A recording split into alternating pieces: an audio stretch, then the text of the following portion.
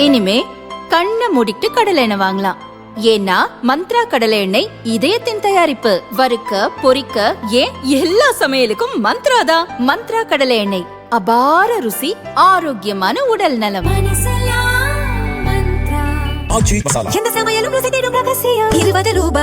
ரொம்ப டயர்டா இருக்கு. இயற்கையான டேட்ஸ், பாதாம், பிஸ்தா, கேஷு அண்ட் ஹனி கொண்டு தயாரிக்கப்பட்ட lion date nut bites. Kovai மாவட்டம் அன்னூர் அருகே பெரியபுத்தூர் கிராமத்தில் விவசாயிகள் ஆலோசனைக் கூட்டம் நடைபெற்றது. பாண்டியாறு புன்னம்புலா திட்டத்தை நிறைவேற்றும் வேட்பாளரை ஆதரிப்பது பற்றி அவர்கள் விவாதித்தனர். அவிநாசி தொகுதியின் பாஜக வேட்பாளர் எல் முருகன் விவசாயிகள் கூட்டத்திற்கு சென்றார். அவர்களின் குறைகளை கேட்டறிந்தார்.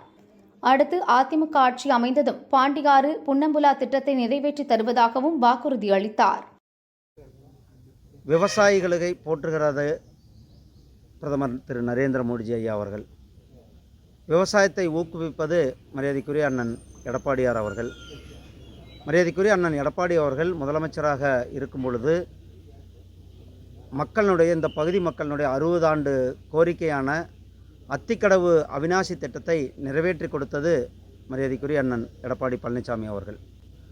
அவருடைய முதலமைச்சராக இருந்தபொழுது கிட்டத்தட்ட 90% இந்த பணியை அவர் நிறைவேற்றி கொடுத்திருந்தார்கள்.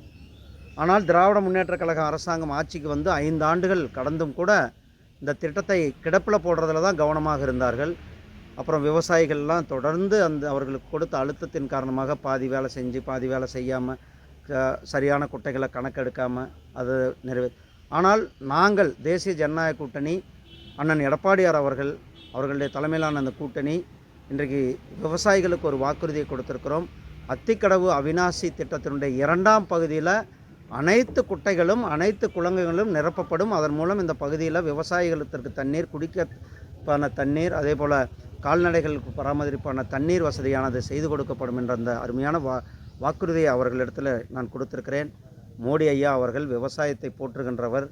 விவசாயிகளுக்கு வருடத்திற்கு 6000 ரூபாய் சன்மான நிதியாக விவசாயிகள் கஷ்டப்படக்கூடாது என்பதற்காக ஒவ்வொரு வருடத்திற்கும் கிட்டத்தட்ட 11 கோடி விவசாயிகளுக்கு வருடந்தோறும் சன்மான நிதியானது கொடுத்து கொண்டிருக்கிறார்கள் என்ற இதிலெல்லாம் பல பேர் பயனாளிகளாகவும் இருந்து கொண்டிருக்கிறார்கள்.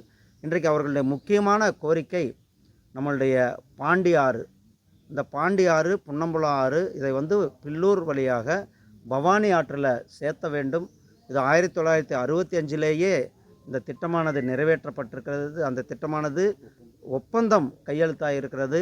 அந்த ஒப்பந்தமான கையெழுத்தை பல்வேறு காரணங்களாக அதை முன்னெடுத்து செல்ல முடியவில்லை. இதனுடைய அவசியம் இப்பொழுதுக்கு ஏற்பட்டிருக்கிறது. ஏன்னா பவானி ஆறு தான் இந்த பகுதிக்கு ஜீவாதாரம். அந்த பவானி ஆறை காக்க வேண்டும். பவானி ஆறை காக்கணும்னா அங்கே வீணாக கடலில் போகிற தண்ணியை இந்த பகுதியில் கொண்டு சேர்த்த வேண்டும். விவசாயத்தை பாதுகாக்க வேண்டும்.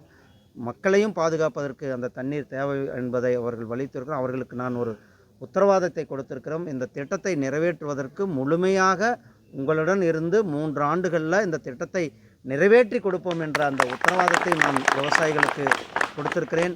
சகோதரர்களே, இந்த திட்டம் இந்த பகுதியில் வரும்பொழுது இந்த நம்மளுடைய விவசாயிகள் போற்றுவார்கள். விவசாயம் செழிக்கும். விவசாயம் செழிந்தால் இந்த பகுதியினுடைய பொருளாதார முன்னேற்றம் உருவாகும் என்பதை நாம் கருத்தில் கொண்டு இந்த திட்டத்தை 3 ஆண்டுகளில் முடிப்பதற்கான அனைத்து நடவடிக்கைகளும் எடுத்து 3 ஆண்டுகளில் முடித்து வைப்போம் என்ற வாக்குறுதியும் அவருக்கு சொல்லியிருக்கிறேன். நன்றி, வணக்கம்.